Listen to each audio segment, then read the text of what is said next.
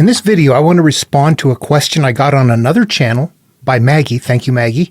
And what I'm going to do is offer up my opinion, my ideas on the difference between religion and spirituality. There's a very distinct difference, however, if you understand the material that people don't know. They frequently mix them up.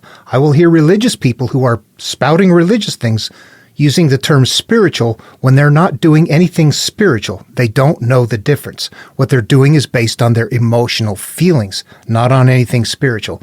So I want to talk about that and how that works. My name is Dan Paulson. Welcome to the video. Okay, the first thing really is the term spiritual itself. It's a difficult term. And you're going to get all kinds of answers. What I need to do is define where I'm coming from. First of all, throw a piece of wood on the campfire. We're looking at the stars. Here's pass the bottle of libations around here. Let's talk about life. Yeah. Okay. So what I want to do is I'm going to step outside of it. I understand that I grew up in a religion and a country, a place, but I step outside of that and I realize I could have come from anywhere in the world and I could have been anything. I need to get out of my biases. Wherever I came from, whatever I believe, there's something bigger than that. I may not think so, I may not feel that way, but logically, I damn well better know that I'm not the top of the food chain. People somehow have this idea in their head that the world, all existence is for them. A lot of people do. Okay, so how do I want to start this? It is so huge. There's a point where I am coming at things not as a theist and not as an atheist, but as somebody that recognizes that there's something in the material that has to do with how we heal and how we flow through life. There's a process that we can go through in life to make our lives improved. What is that process? Let's do something. Let's try an experiment here. I'm going to pretend like I am not an earthling at all, that I'm from a different planet altogether, and I'm traveling the universe. And I come to Earth and I look and I go, wow, there's a lot of ants down there doing all kinds of different things, all kinds of tribes, different beliefs, different things going on. I don't know a thing about them. I'm interested in those people down there. So I'm going to study them from a distance. I'm going to look at each one of them objectively because I don't know anything about it. And I'm going to go watch and I'm going to learn. And there's something that I'm going to find out. I'll tell you this, but then we're going to have to get into it. What everybody has to do is understand that you see this for yourself. You don't listen to me tell you what's there. The seeking mind is going to want to know, and they're going to want to know for themselves. Now, you might listen to my knowledge, and you might listen to information, but you don't just go, oh, I believe that then. You have to take the stuff and apply it. You can know something academically, or you can know it experientially. And knowing things academically is worthless. If you can't practice it, if you can't do it, if you can't put it into practice, anyway. Okay, so this becomes something that is no longer you sit down in the pew and I'll be up here and play preacher. It doesn't work that way. At this point, we're all equal seekers, individuals turning inward, making our own path inward. But we're talking about our experiences so that we can share that so that somebody else can go, okay, I see what he's doing in his head. That's what I have to do in mine. It's an individual path. It's not a preaching path. This is not the blind leading the blind. This is looking for something that's there. So there's going to be something that's very deep that emerges from this that is kind of outside the realm of what we know or what we think of. So I want to bring you there right to begin with. Open up the mind and know that there's something happening in civilization millions of years ago that is going to be the exact same thing that is going to cause humans later on to create religions and think that there's something magical and mystical there. We need to understand what that is. And then as an alien who has different kinds of perceptions, I evolved with, I didn't just evolve to sense the five senses. I also sense the sixth sense. So do humans, but not very well. But I'm aware of it. So I can function in this emotional field and see things. And what I see is that humans are scared. They're very fearful. If they're not fearful, it's because everything is going okay right now. They evolved that way, that if something was after them, they were in fear. If they were attacking and killing something because they were hungry, they would be in a frenzy. They would be in a frantic frenzy working to kill this animal because they're going to die. They have to eat. And then they're going to eat and they're going to feel good. But there's going to be something stalking them soon, and there's going to be fear. That those creatures down there are driven. Life down there lives off of other life. It stalks you, it eats you. If you stand there going, that's interesting. Oh, it's chewing my leg off. That's a curious thing. You're not going to live, okay? Pain is there and fear is there. You're going to run. If not, you're not going to evolve. You're just going to be the food stuff for a short period of time till you're extinct. Okay, so fear is absolutely incredibly important. And anybody who sits outside long enough and watches hawks pick up bunnies and hear them scream as they're getting picked apart, just that alone right there should tell you something. Did God make that? Why didn't God make it so that the bunnies and the hawks both like berries and then fill their environment up with berries? You know, there's so many ways life could have been okay, but you look at it and go, yeah, life lives off of life, and it's motivated by fear and joy. Period. Right there. Humans are motivated by fear and joy. Life goes on. They continue to evolve. But this has been going on for millions and millions and millions of years. It's ensconced in their psyche. Fear, joy, fear, joy, fear, joy. And why wouldn't it be? Who wants to die? If we didn't fear death, what would we do? All right, now the way we're going to think about things is we're going to get to the foundation of stuff. I might hear a Christian would be listening to this right now, and I know this from experience, from past experience, would say, oh, I'm a Christian. I do not have fear. Mister, you are wrong. And I would say, why are you a Christian? What happens if you're not? What happens because of what Adam did? The religion is founded in fear. And the fact that you know, there's a point where they tell you, because you're born, you're a sinner because of what Adam did, that you're not responsible for. But if you join this religion and believe this right here, then you're good to go. That's extortion. What's on the other side that morphed as Christianity came on board? Hell. Jews didn't have hell. Yahweh didn't have eternal hell and eternal damnation. That came about with Christianity. Eternal hell, damnation, if you don't believe in this religion. If that's not based in fear, you're not looking deep enough. Just because you feel okay, it's because you're not looking at your foundation. Anybody who has a job and food should feel no fear. But if all of a sudden that job and food is gone, what's there? The fear. It is there. You may not be experiencing it at the time. We may not experience it at the time, but it is always there. Okay, so I also see something else that happened as time went by. As groups of humans began to get bigger and spread around, as bits happen here and there, sometimes wiping out areas.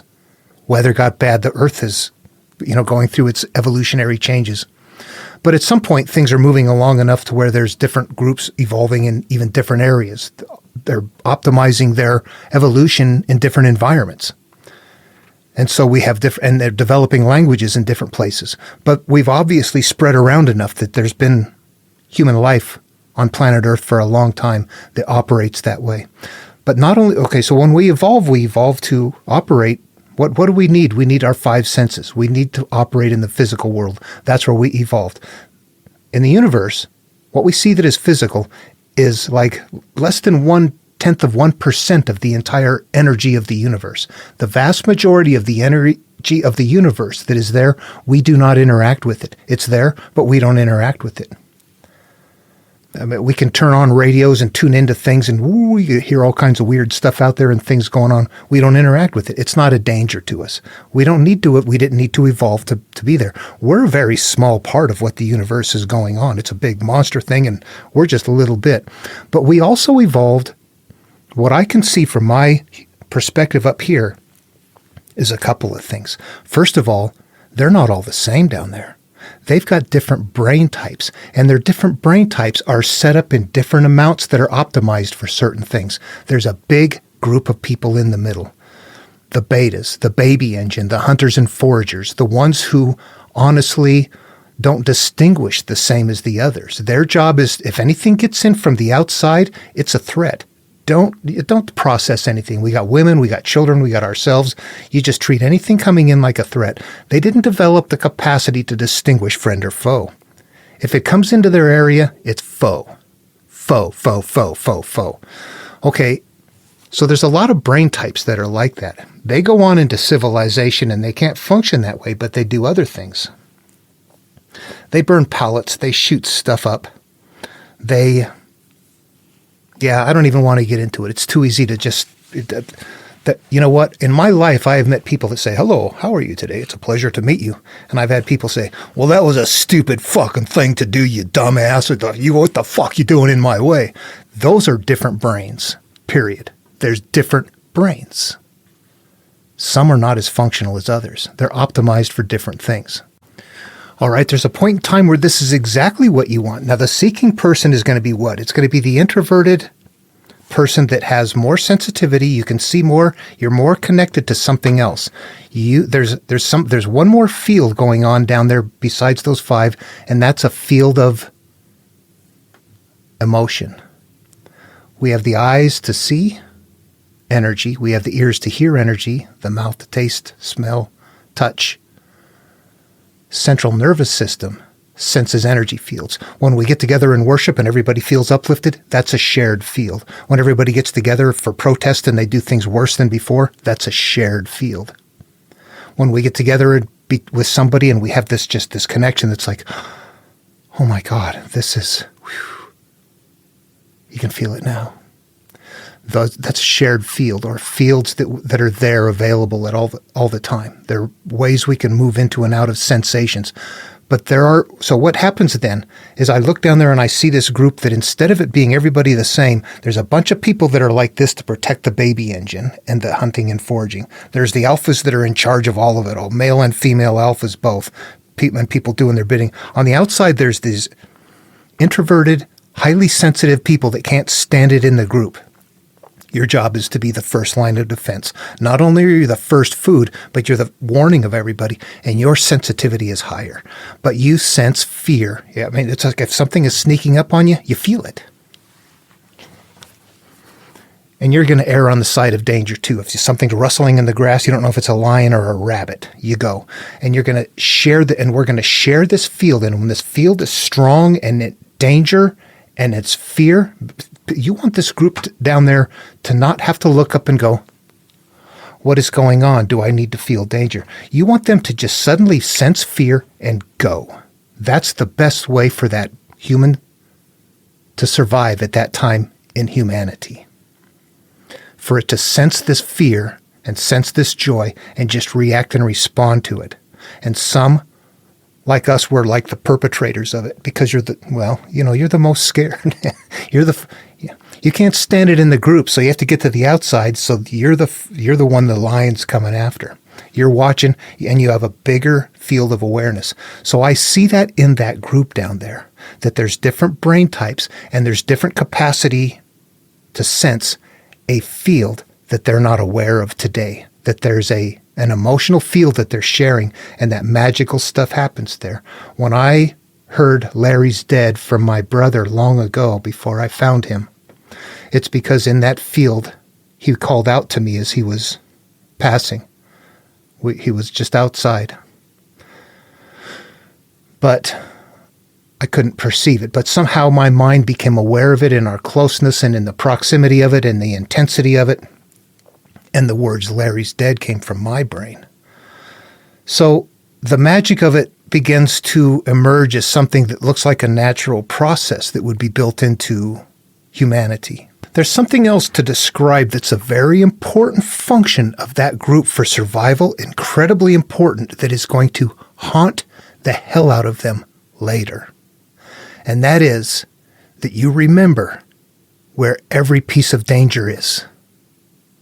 That you never forget where the danger came from, so you don't return back there again.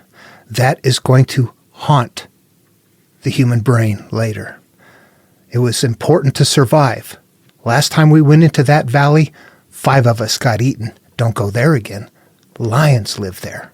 Last time we went over there, that tribe took 3 of our women and killed 2 of our men. Don't go there again. Never forget those things. Those were important. Later on, we're going to remember everything we don't like in that exact same way, and it's going to destroy our calm. It's going to give us turmoil, and we're not going to understand that those valleys and those tribes aren't there anymore, but we still hang on to the fear of it. We accumulate that fear. And of course, I've done nothing at this point to even start talking about the difference between spiritual and religious. What I want to say is this.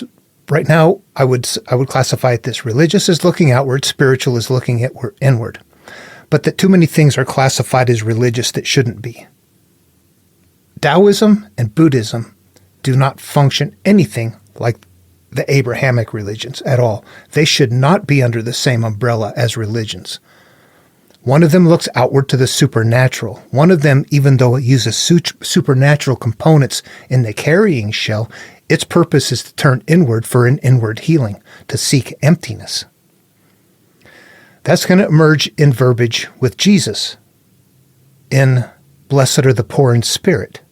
When we start looking for things that what is mental, what is spirit, what are those things, we're going to start finding hints from all over the place. What I want to do now is actually leave that environment behind. You look at that and you go, okay, that's the origin of the brain types. And those brain types are mixed up in society today, and we see those. If you can imagine people in the group back then that experimented with all these toxic foods and how to consume things and how to make things or how to meet things. Today, they're engineers. The people that said, man, there's not enough here. I'm going to go exploring. I'm going to go and check, and anyway, I'm going to leave. Today they're wingsuiting off of, cliff tops and things like that, doing adventurous things. We you look at things and people fight and argue about why would you do this and why would you do that and why don't you just stay home? And really what you're looking at is the different brain types in their balance and people doing different things that are in accordance with how they would have been in that group. You have to step back pretty far to see that. Okay, so now where am I going with this? Let me say this. I have, and we'll get there, but this is what I want to say to start with, and then we're going to move into this. From my perspective of this alien that has gone and learned all of those systems now, I've sat back and analyzed it, and my brain works differently. I speak with metaphor. I can say things to you in the morning like, oh, what grows in your garden today? And you would say, oh, I've got some weeds to manage, but once I've resolved those, I've got nothing but flowers for the afternoon. We would be talking in a way that people would go, what? That's kind of weird. I think I get that, but I'm not sure. But it'd be natural to us. That's what they're doing down there. But they don't know that. They're all talking in different analogs, but saying the same thing. They don't know that. All right, that's something that's going to come online. But the first thing I want to do is talk about what is spiritual then versus, we're still working on what is spiritual. Is spiritual mental? Are those the same thing? What is the spiritual? I see physical. I see spiritual. I don't see. Sometimes I get hints of something. What is that? I think that hint of something is natural.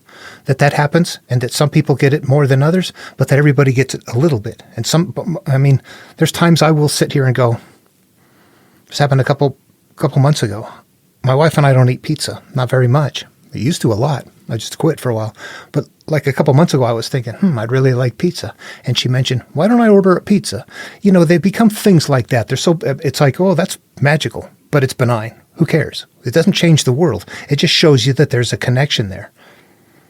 But that's okay. There's times that connection is bigger, but there's times it's not. I can sit there and say, I heard Larry's dead when my brother died, but you know what? Nobody else in the house did. You got to take a lot into consideration. I don't think anything came and talked to me. I think that I became aware of something in the cosmos that was incredibly important to me because he reached out to me consciously with intensity before passing along.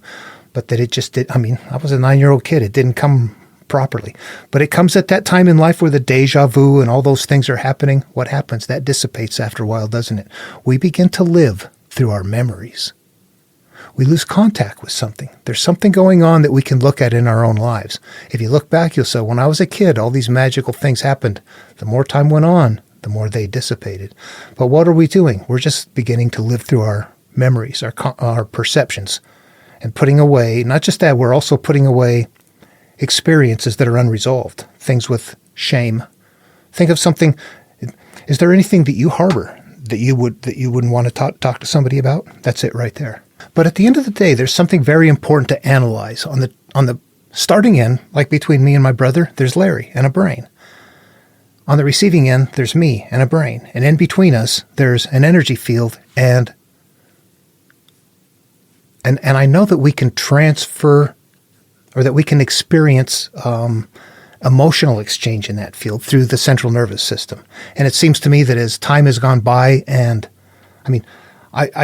Larry's dead didn't come from the cosmos. The knowledge that he had passed did. Larry's dead, those two specific words came from my brain.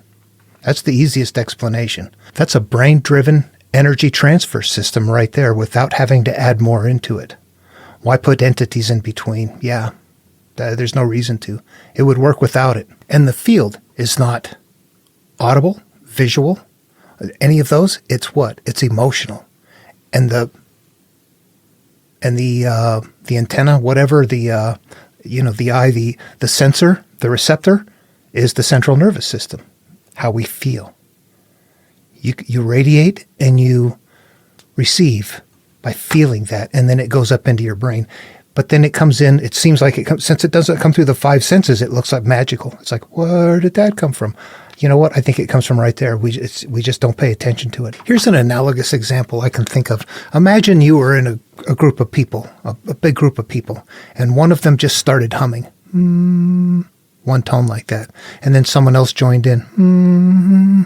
Two of them, and three, the more, it gets bigger and bigger and bigger, that pretty soon the whole room is full of it. It's it's grown. And it's everybody emitting the same amount of sound, but it gets so big that when you perceive it, it's bigger than you could ever produce or that they could produce on their own. Imagine that the same thing is happening in the emotional realm, that instead of producing a sound or a visual or something like that, or a smell, what you're doing is you're producing a feeling, a sensation. I feel good or I feel bad. When I feel good and somebody else feels good and we all feel good, that the good feeling begins to ramp up in the exact same way. That's how I see it would be happening. And that's why we would experience the increase in a group where everybody is doing the same thing that has an emotional drive behind it, positive or negative, joyful or fearful, angry and hateful or loving. Okay, from that teaching, I'm going to grab something that is the most plain language I can find to start what is a common teaching. I'm going to go to the Dhammapada, a core teaching from the Buddha. And verse number 1 and 2 in the book, it's in the area called the dual verses. Let's read it and understand it. This one is very plain language, so it's easy to understand this. All that we are is the result of what we have thought. It is founded on our thoughts. It is made up of our thoughts. If a man speaks or acts with an evil thought, pain follows him as the wheel follows the foot of the ox that draws the carriage. Okay, now this is a cryptic teaching from a guru. You have to imagine that you just walked up to him and said, Buddha, my life sucks. What's my problem? And he starts this way. And you're like, what the... Oh, man, you got to go figure it out. He tells you to come back when you've got that figured out. He'll give you the second half. All that we are is the result of what we have thought. It is founded on our thoughts. It's made up of our thoughts. If a man speaks or acts with pure thought, happiness follows him like a shadow that never leaves. Then he tells you, go and figure that out. Come back and talk to me. So, what I'm going to learn from this is that I am a product of my thinking, my memories, that my decisions, my experiences in life, no matter what's happened, I have a memory and an emotional state tied to that memory. And all of us do that. That is how we begin becoming the conscious products that we become, the conscious human being, through our experiences and our judgments, our accumulations of memories. We're made up of those. Now, an evil thought, we've got to be careful, because if we don't interpret this, if we think it's an external teaching, then we're not going to get it right. We can sit there and say, I am nice. I don't think bad about anybody, but bad stuff always happens to me anyway, all the time. I mean, stuff happened to me long ago. It wasn't my fault. But I'm not a bad person. I'm not doing anything. Why does bad stuff keep happening? This is where we get stuck. These become analogous terms. We can't look at this as if a man speaks or acts with an evil thought. What this means is every consciousness, every human being that has a memory that is derogatory. It is not evil. It might be evil, but it's really derogatory is a more broad term. It could be something that you're holding that you are a victim. I got molested. I got raped, and I hate that son of a bitch. I hope they die. I hate them. That's an evil thought, even though you are a victim. But the problem is this. You're wiring your brain to experience that in that field, in that emotional field that we're going to flow in. So if we do that, Pain follows, as the wheel follows the foot of the ox that draws the carriage. We must put ourselves into this verse. I'm the ox that draws the carriage. You're the ox that draws the carriage. Pain follows us. That's a cyclical pain. Follows as a wheel. Comes around and around, following our foot as we walk through life. Because of something that happened one time derogatory, that is at the level of mind. All that we are is a result of what we have thought. It's the level of mind. We're going to have continual pain as a result. That's mental. The other side of that is all that we are is the result of what we have thought. It's founded on our thoughts. It's made up of our thoughts. So far, it's identical. Here's where it changes. If a man speaks or acts with pure thought, we're now clearing out the mind. All of these judgments, we'd get rid of them. Happiness follows him like a shadow that never leaves. Okay, this is a mental process. What I'm going to do next is shift over to a contemporaneous teacher named Lao Tzu. And actually, before that, I'll show the book in case you don't know. This is the Tao Te Ching. It's also a very small one. These are pivotal works. Despite the religions being huge and having monstrous volumes about them, this is really the core teaching. If you were to take Jesus and his entire ministry and everything and strip that out and ask just what is his core teaching, it would be something as small as like the Sermon on the Mount or the Sermon on the Plain. This, to Taoism, is what the Sermon on the Plain is to Christianity. And this, to Buddhism, is what same thing. So, Taoism. And this is the Stephen Mitchell translation. However, I do have a variation in here from Fu Feng, and I'll talk about why that is there. All right, this comes from a Chinese master. You know what? Lao Tzu and Buddha may never have existed. The bodies of work are the same. When you start looking at things, you'll see that there's something deeper in here. It could have been the person teaching it, of course, so that's okay, though. All right, it starts off with the Tao that can be told is not the eternal Tao. The name that can be named is not the eternal name. Now, we've gone up to him and did the same thing. He's the guru. Master, my life sucks. What's it about? And this is how he starts. The Tao that can be told is not the eternal Tao. The name that can be not named is not the eternal name. This one gets thicker. The unnameable is the eternally real. Naming is the origin of all particular things. Here's where the Gia Fu Feng translation says, the named is the mother of 10,000 things. If I read through here, free from desire, you realize the mystery, caught in desire, you see the manifestations. I'm going to start picking up on a pattern in here that I'm aware of, and I want to go back and just talk through what these things are. Now, first of all, in order to interpret these things, you have to have the mind that goes all over the place. This is how it worked for me. Let me know if you have this kind of a brain. When I was first told the tortoise and the hare, well, I don't know if it was when I was first told, but I do remember from very early on, as I'm hearing the tortoise and the hare story, and I hear that it's slow and steady that wins the race, my mind is thinking, how come it's not when you're almost finished, don't quit? How come there isn't a different option there? That's what we're going to be doing. If your brain does that, you're going to be perfect at this. It has to work that way. Here's another one, and these become telling as to the technique that we need to be utilizing to analyze the verses. There's the one about Jesus who was on the road and he's with his disciples. He sees a fig tree. He's hungry. It's not in season, but since it's not in season and the fig tree isn't producing any fruit, he nevertheless commands it to die. And you're sitting there as a kid going, You're getting ready to hear that he had it become heavily laden full of ripe figs. But then you hear that he had it die, and you're like, what? He had the power to kill that thing. Didn't he have the power to have it heavily laden with fruit? We have to be able to spot those in there. The reason I say that is we're going to go back now to the Tao Te Ching, and we're going to have to start adopting that technique. We're going to have to start questioning this verse in a deeper way. The Tao that can be told is not the eternal Tao. The name that can be named is not the eternal way. What is the Tao? The Tao is the entire way of life, this entire teaching. It would be as if you were going to Buddhism and it said Buddhism that is told is not the eternal Buddhism. Or Christianity that is told is not the eternal Christianity. Okay, so that's what this is meaning right here. The Tao that can be told is not the eternal Tao. The name that can be named is not the eternal name. What I want to know, so I know what Tao is, told eternal Tao. I want the eternal Tao. The Tao that can be told is not the eternal Tao. What is the eternal Tao? It can't be told. What can it be? The eternal Tao is not told. It is what? You can understand it through words, but it's not the eternal Tao. It's just the Tao. You can tell the Tao, but it's not eternal until you make it yours. Until you turn inward, it becomes mental. The Tao that is taken, the trip that is taken mentally, is the eternal trip. It's mental. So it's trickier, but you can get there. The name that can be named is not the eternal name. We want to leave everything at a void. We want to live through with the happiness that never leaves. We don't want to name things. I'm going to stop and say once in a while that what we're looking at here is something that is actually on a human life template.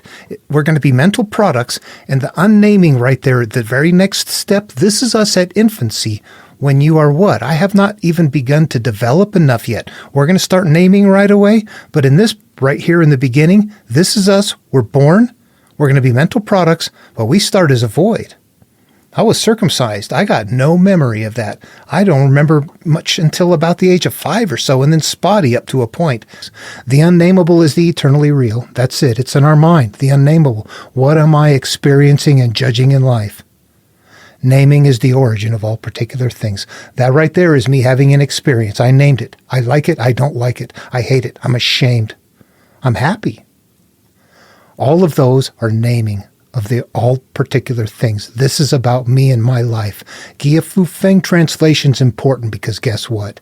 The named is the mother of 10,000 things. It's not just a couple of things. It's your entire bundle of memories.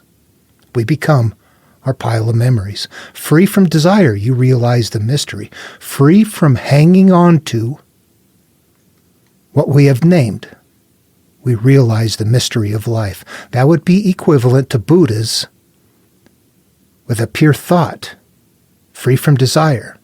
With pure thought, you realize the mystery. Happiness is like a shadow that never leaves. And then when we get to caught in desire, you see only the manifestations.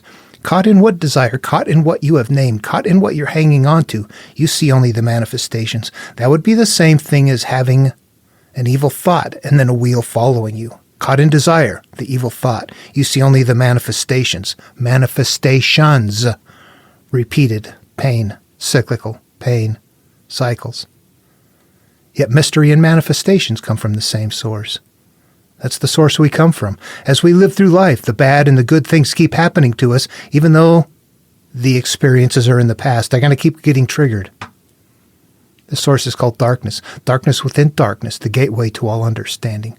We need to turn inward to a place of darkness, to find where we're caught in desire and see only the manifestations, to become free of them so we realize the mystery of life. If we can weed through the 10,000 things that we have named, that they became, so that we can get back to a point where we are unnamed and things are eternally real and we are now living the eternal Tao.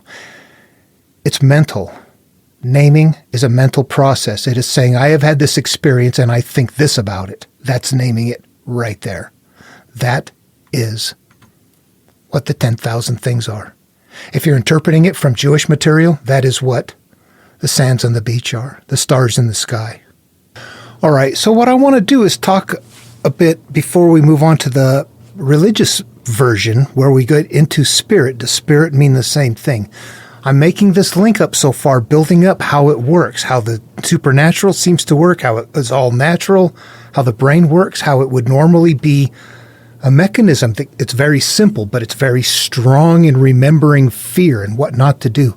Later on, we get into society, and we don't know that that's there, and we are remembering many, many, many things that we continue to be fearful of, things that we hold on to that aren't there anymore. They're in the past, but somehow, because we don't understand what's going on, it would have been important to not forget them in the past. It is now important to forget them, to resolve them. The danger isn't there, but we're still living in the fear of that danger. And because of living in the fear of that danger, that puts us in an energy flow where we continue to experience the same nature of our emotional state. If we feel fear, we continue to find ways of finding fear. We try to get out of it. We dip in and out of things. So the more we can resolve Memories up here. Pull it up. How does it feel? If it's in conflict with what you want, you have to resolve it. If it's not in conflict, it's okay. That's the measure of what we're doing in trying to resolve that stuff. And it's important to know this. We look at it and analyze it based on its emotional state of the memory.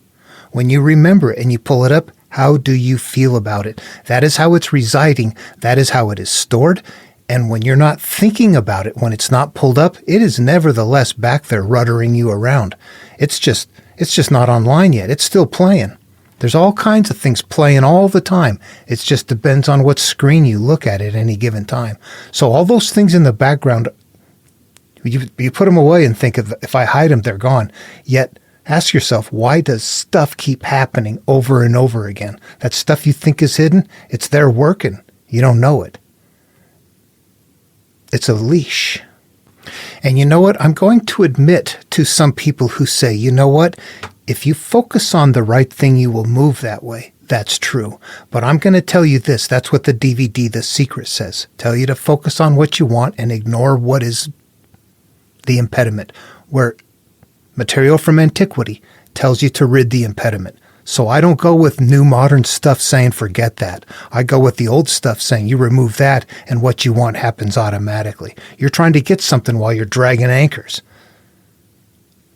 Get rid of the anchors. You still want it, but guess what? Now you don't have anchors. And that what the material here is telling me without any religious overtones, that it's a mental process, that I'm a product, that in order for me to flow well in life, I become a mental product of my judgments, my namings, and that I'm going to continue to experience the things that I'm hanging on to that I'm grabbing onto. I'm going to continue to experience them cyclically over and over again. But if I let go of them, I will be free of them and I will have a free life. But that all of it emerges from the same place. That's what have learned so far. As I look at that, I go, okay, well, that makes sense. Now I go to Jesus material, though, and it kind of sounds different, but it kind of sounds the same. If I look at Buddha and I hear karma, I think, well, that's cause and effect. It really is. When you distill it and think it through, that's cause and effect, and that's a part of the teaching. Now, Jesus has one, the measure you mete unto others will be likewise meted unto you. That is also cause and effect. These are where we need to analyze the verse, though. You look at that, you have to look at that and really pick it apart. You can't just take that at face value and walk with it. What kind of sense does it make? The measure you mete unto others will be meted likewise unto you. Has everybody you've been nice to always been nice back, or everybody that you've been mean to always been mean back? Have you look around the world and watch? There are times that people get just attacked for no reason whatsoever. You look at that verse and say, you know what? It really doesn't work. If I'm a nice person to everybody, that doesn't mean everybody's a nice person to me. There's got to be caveats there. You look at that and go, okay, that verse falls apart. What does it mean? We have to understand something different about it. The measure you mete unto others is likewise meted unto you. What we need to understand is that if we're going to use this material and find the same teaching in it, then we're going to have to treat it interpretively the exact same way. We're going to have to treat it as something that is mental. The measure you mete unto others is what? That's a judgment you've made. I now hate you. Therefore, I'm going to experience that. The measure you mete unto others will be likewise meted unto you. This is where it becomes nested in a very deep way. And people look at that and go, I carry that, but I'm nice to people. But if you look at it, if you're really trying to look at it, you go, you know what? You cannot mentally interact with it. Number one, you have to mentally interact with it. So you can't say it means something in the physical world, which when you examine it, is full of caveats anyway. People might still be mean to you. All right, I'm going to look at a couple of comparisons between two of Jesus verses from the book of Luke and the book of Matthew. The very first line of the Sermon on the Plain and the Sermon on the Mount. And look at the differences and show how they are utilizing spirit, soul, anything like that to mean that bundle of memories, to be that same thing. Okay, I have momentarily put them together. What have I got here? The book of Luke in the King James Version. But So here's what I have from the book of Luke is, and he lifted up his eyes and disciples and said, "Blessed be ye poor, for yours is the kingdom of God." This is the one I imported from Matthew, from the Sermon on the Mount. Blessed are the poor in spirit, for theirs is the kingdom of heaven. So they have a vaguely familiar sound to them, although there's a little bit different. One of them said, "Blessed be you poor," and one of them said, "Blessed are the poor in spirit, for theirs is the kingdom of God, for theirs is the kingdom of heaven." We've got to go back to our Tao Te Ching questioning technique. What is spirit? What is it to be poor in spirit?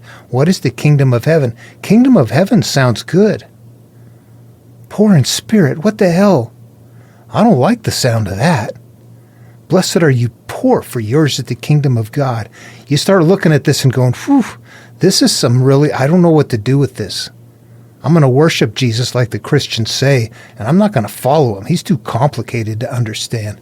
Okay, so here's what happens. If we understand that it's mental and we treat it the same way, then what we're going to understand that they're utilizing different analogs. Kingdom of God and kingdom of heaven are both the same thing.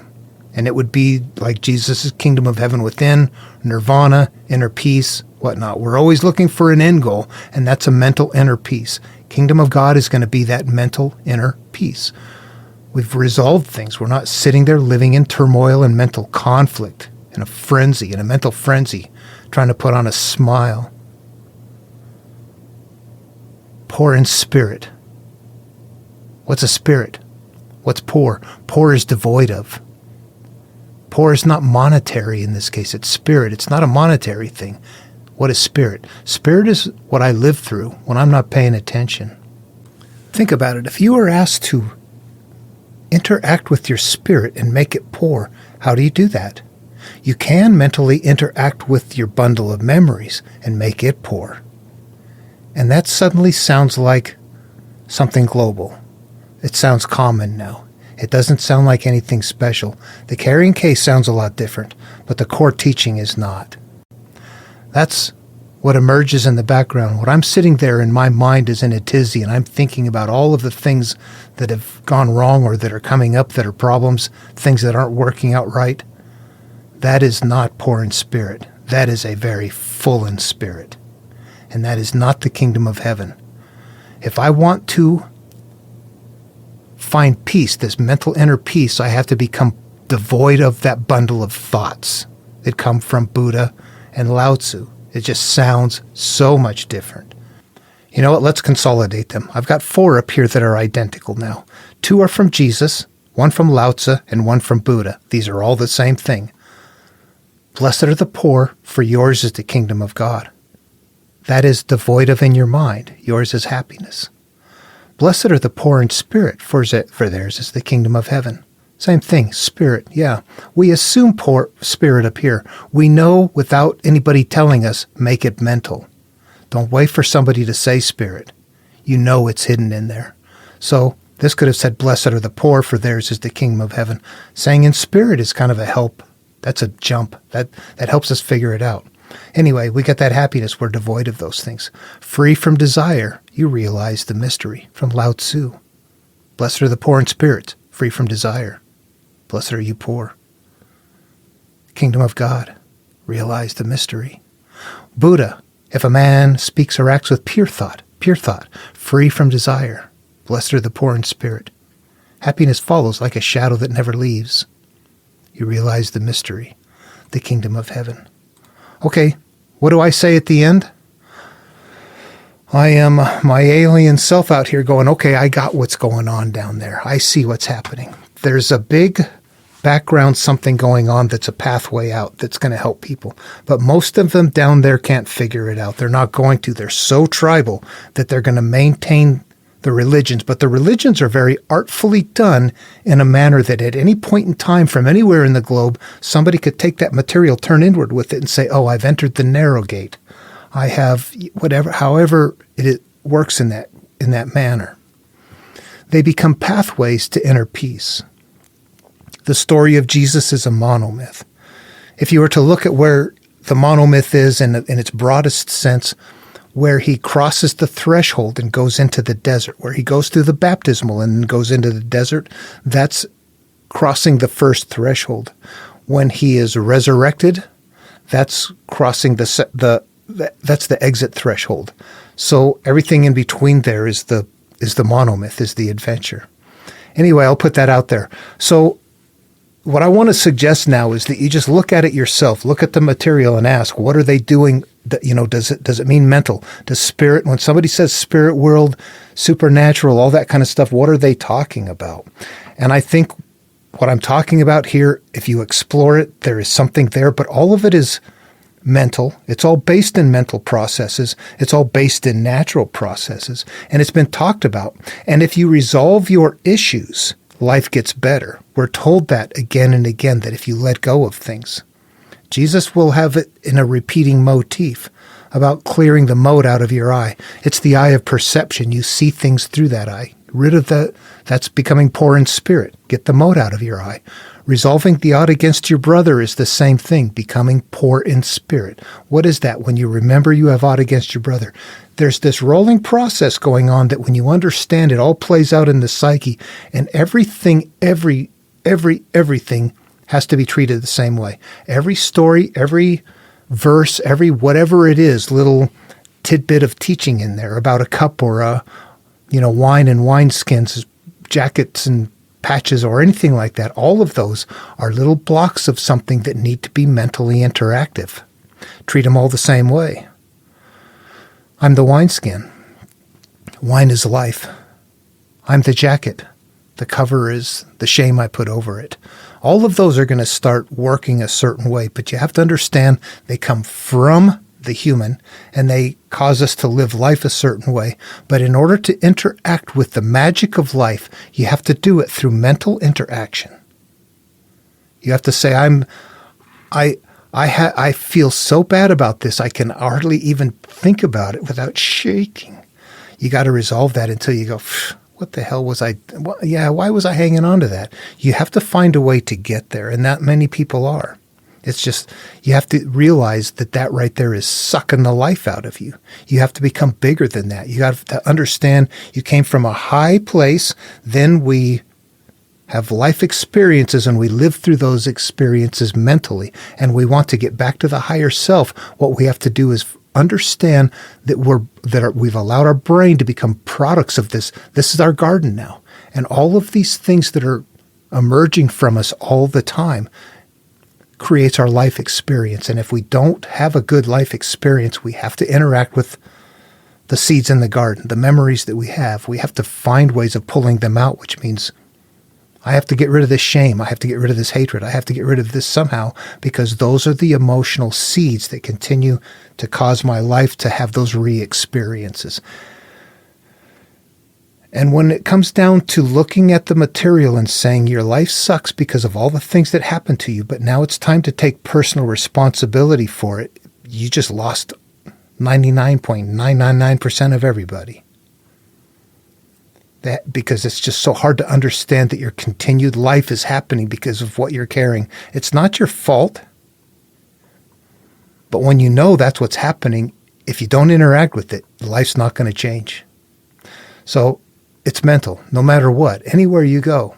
Even the teachings that are using spirit and soul, they're telling you to devoid these things, to empty it out, to destroy the bad things in them, all of it.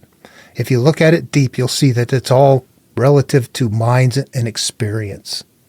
Here, I'm going to talk about something in Jewish material, if you're familiar with it, that really, it should mentally lead us to the same place. And that is that when stories happen in the beginning, God gets things set up and then disappears, and then reappears later after things have gone bad. That's going to be a repeating motif. If we were to look in Genesis, we would see that Cain and God separate, and God does not reappear until he comes back and says, well, the world got screwed up. It's time to destroy it and start over. Noah, I call you. So God disappears and reappeared there. If we get down into after the Babel story and where God calls Abram, this is going to represent the human life cycle. This is the beginning of life, and what happens, God sets Abram and Sarai up in a land of famine in Canaan, and then Soon he's gone, and they have to leave and go to Egypt, and bad stuff starts happening. God doesn't physically return again until it's time to change Abram to Abraham, until the calling happens. So we see again this repeating motif of God disappearing and then reappearing. Here's what's going on. Stop and think about this. When you're a kid, you're not living through your memories. Deja vu, all that stuff is happening. You're living through your higher self. But as life goes on, we begin to live through the memories and the perceptions and this bundle of stuff. But once in a while, you get glimpses of, I'm disconnected out here, but we get caught back up in it. You could be tossing and turning at night, something going on in your head you can't resolve, and once in a while a voice comes in that's disconnected emotionally. You can stop and think about it when you hear it, that goes, hey, you got to go to sleep. There's nothing you can do tonight. Just rest. You'll take care of it tomorrow. But then you go slip back into the turmoil. But at the time that voice was there, it was not connected to the emotions. The consciousness is slipping in between living through the stored emotions or experiencing the higher awareness. The return of God is when you learn that and go, oh, bingo.